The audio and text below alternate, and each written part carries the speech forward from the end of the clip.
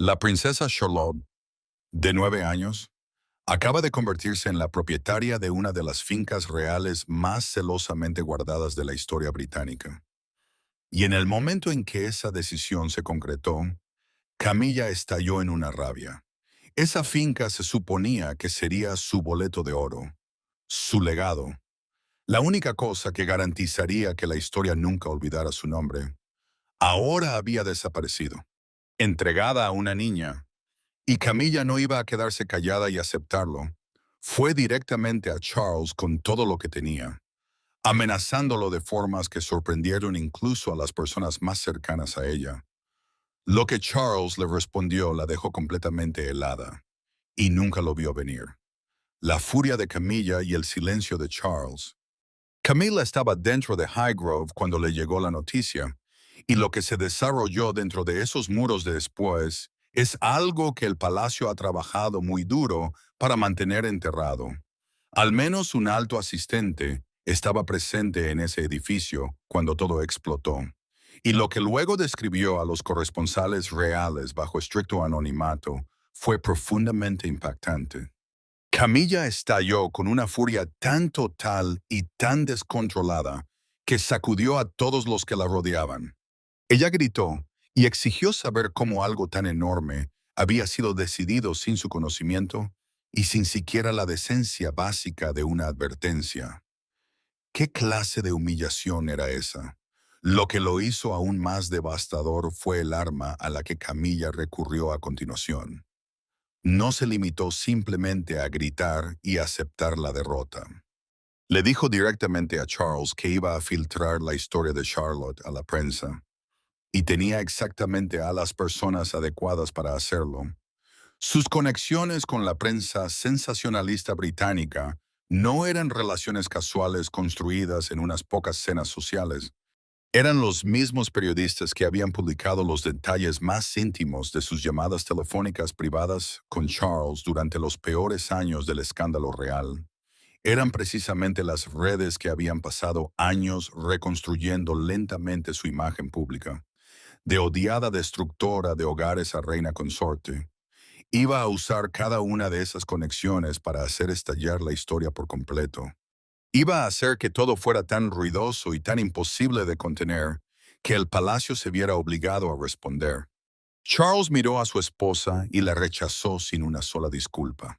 Le dijo que los deseos de su madre habían sido sellados legalmente mucho antes de que cualquiera de ellos tuviera voz en el asunto y que el fideicomiso era permanente, sin ningún proceso en ninguna parte del mundo capaz de revertirlo.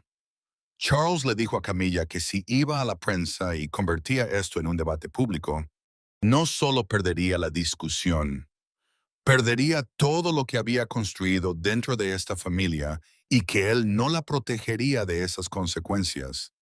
La institución había hablado, su madre había decidido y Charles hizo lo que Elizabeth había pasado toda una vida condicionándolo a hacer. Eligió la decisión de la mujer muerta por encima de su esposa viva y se quedó completamente en silencio. Suena familiar ese patrón debería, porque en 1997, cuando Diana murió, el mundo se volvió contra Charles con una ferocidad que todavía define como mucha gente lo ve hoy. Lo llamaron frío y emocionalmente vacío, y lo acusaron de elegir la obsesión de hierro de su madre por la compostura institucional por encima de cualquier duelo humano visible por la madre de sus propios hijos. Esa acusación lo había perseguido durante casi 30 años y nunca había dejado de arder. Y aquí estaba de nuevo, de pie frente a su esposa devastada y eligiendo el arreglo legal sellado de una mujer muerta por encima de todo lo que Camilla estaba pasando en esa habitación. Elizabeth había construido a Charles de esta manera durante toda una vida, y él nunca había encontrado la voluntad de liberarse de ello. Camilla solo ahora estaba entendiendo, de la forma más brutal posible, exactamente lo que eso significaba para su futuro dentro de esta familia. Para empeorar las cosas, la herida cortaba aún más profundo que la finca misma.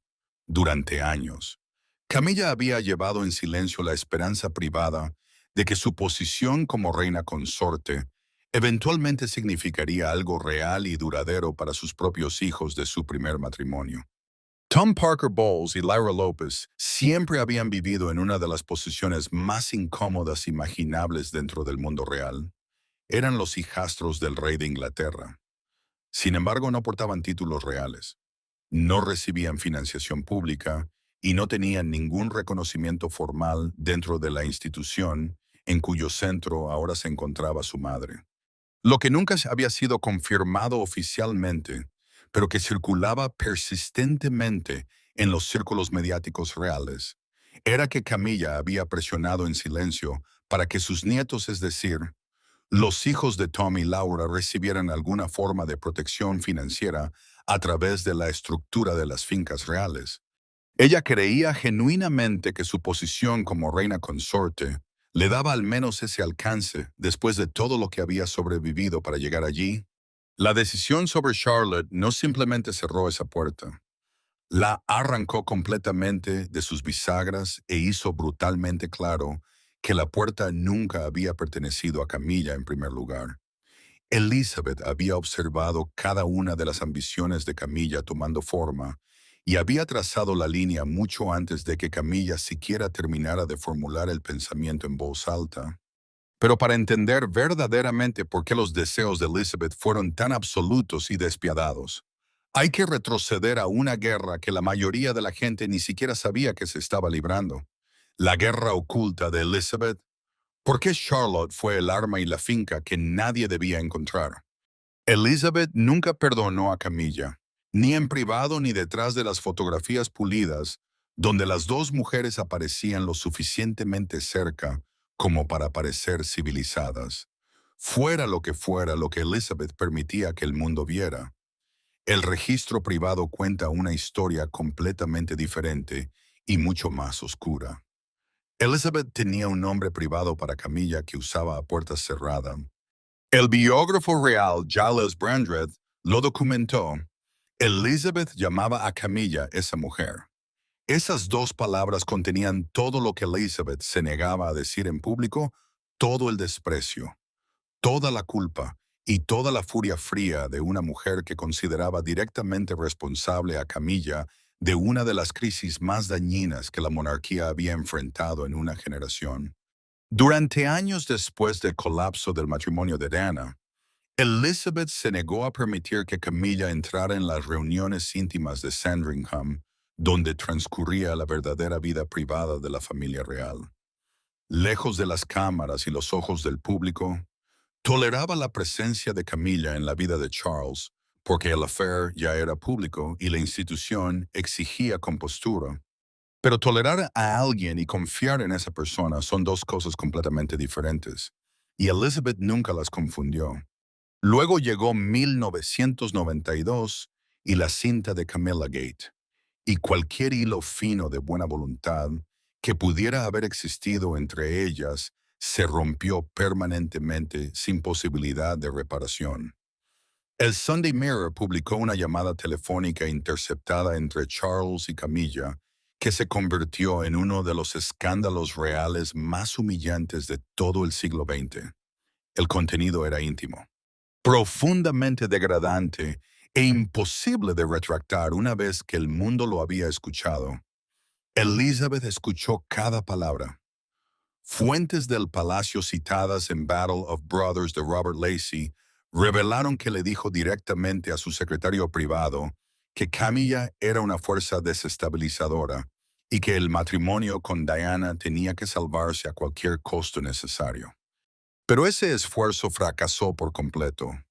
Diana y Charles se divorciaron en 1996. Elizabeth cargó con el peso de ese fracaso en silencio durante el resto de su vida y nunca dejó de saber exactamente quién era responsable. En 2005, cuando Charles y Camilla finalmente se casaron, Elizabeth se negó a asistir a la ceremonia civil en Windsor Guildhall. La explicación oficial dada al público fue que era inapropiado que la jefa de la Iglesia de Inglaterra asistiera a un segundo matrimonio civil de una persona divorciada. Pero múltiples biógrafos reales, incluyendo a Penny Jr. y Sarah Bradford, Informaron que la verdadera razón iba mucho más allá del protocolo. Elizabeth encontraba todo el arreglo personalmente repugnante. Su secretario privado, Robin Janvrin, pasó semanas en tensas negociaciones solo para establecer los términos mínimos de su participación, incluida su insistencia absoluta en que ninguna declaración pública la describiera como endorsing el matrimonio de ninguna forma. Asistió a la bendición posterior en Windsor Castle porque la institución requería su presencia. Elizabeth había aceptado públicamente a Camilla porque se le habían agotado las formas de impedirlo. Pero, a partir de ese momento, comenzó a construir un muro legal entre Camilla y cada pieza de riqueza privada que ella controlaba personalmente. Ahora, entiende que estaba protegiendo ese muro y por qué importaba tanto. La finca en el centro de esta historia se llama Abbeystead, una finca privada de trabajo de 23,000 acres enterrada en lo profundo de Lancashire, de la que la mayoría de la gente ni siquiera ha oído hablar.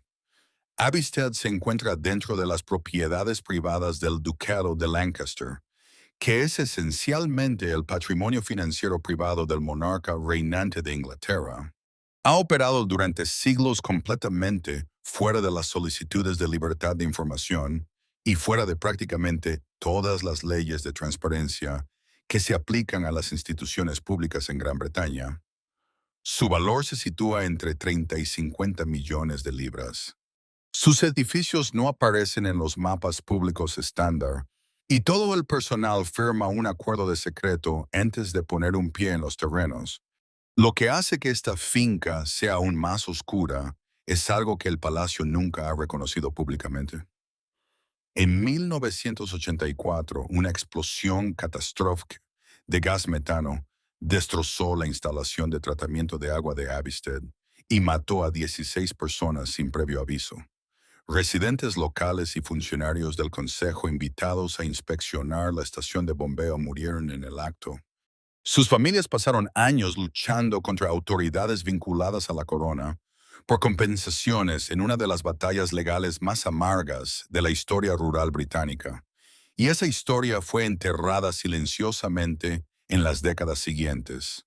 El hecho de que esta tierra, que lleva ese tipo de dolor y sangre en su historia, ahora esté registrada a nombre de una princesa de 9 años es una oscura ironía que el palacio nunca abordará voluntariamente. Ahora entiende por qué fue específicamente Charlotte quien la recibió. El príncipe George heredará algún día la Crown Estate, el ducado de Cornualles y todo el peso financiero del trono británico, por lo que no necesitaba nada más añadido. Pero Charlotte existe dentro de una estructura legal que todavía la trata formalmente como secundaria simplemente por su sexo. El ducado de Cornualles, valorado en más de 1,000 millones de libras, pasa automáticamente al hijo mayor del soberano y no al hijo mayor. Eso significa, en términos sencillos, que si William y Kate solo hubieran tenido hijas, todo el ducado habría pasado por alto a todas ellas y habría ido a un pariente masculino en su lugar. Elizabeth entendía esta dolorosa realidad porque había visto cómo destruía a la persona que más amaba en el mundo. A la princesa Margaret se le negó el permiso en 1955 para casarse con Peter Townsend, el hombre que amaba, porque la iglesia y el gobierno no sancionarían el matrimonio. Elizabeth no podía anular la decisión sin amenazar la estabilidad del trono. Así que permitió que su propia hermana fuera destrozada por la institución que había jurado proteger. Margaret pasó el resto de su vida financieramente dependiente de Elizabeth. Murió en 2002 con su legado reducido a una historia agridulce de glamour y sufrimiento privado. Elizabeth cargó con esa culpa durante 50 años. La herencia de Charlotte es la disculpa que nunca pudo darle a su hermana, entregada en su lugar a la siguiente generación antes de que la historia se repitiera.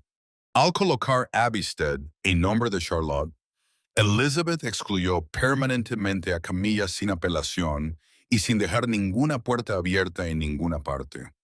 Y mientras Camilla se desmoronaba por completo en Highgrove y exigía respuestas a un marido que ya había elegido el silencio, Kate estaba haciendo lo que siempre ha hecho cuando las cosas se vuelven peligrosas dentro del palacio.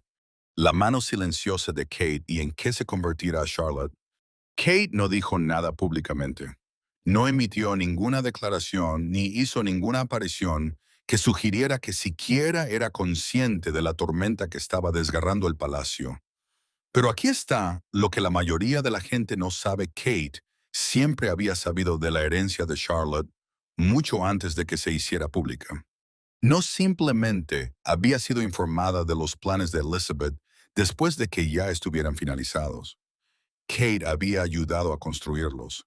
Todo lo que ahora estaba destruyendo a Camilla había sido moldeado silenciosa y deliberadamente, al menos en parte, por las propias manos cuidadosas y pacientes de Kate. La difunta reina y Kate habían mantenido conversaciones privadas repetidas sobre el futuro de Charlotte en los años anteriores a la muerte de Elizabeth. Esas conversaciones influyeron directamente en la estructura legal final del fideicomiso que ahora posee la finca. El momento en que la confirmación saldría a la luz.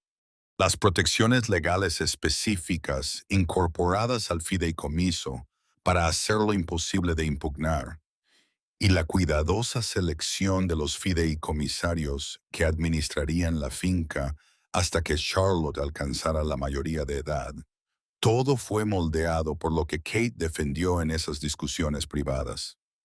Kate no había luchado por nada de esto de forma ruidosa o pública.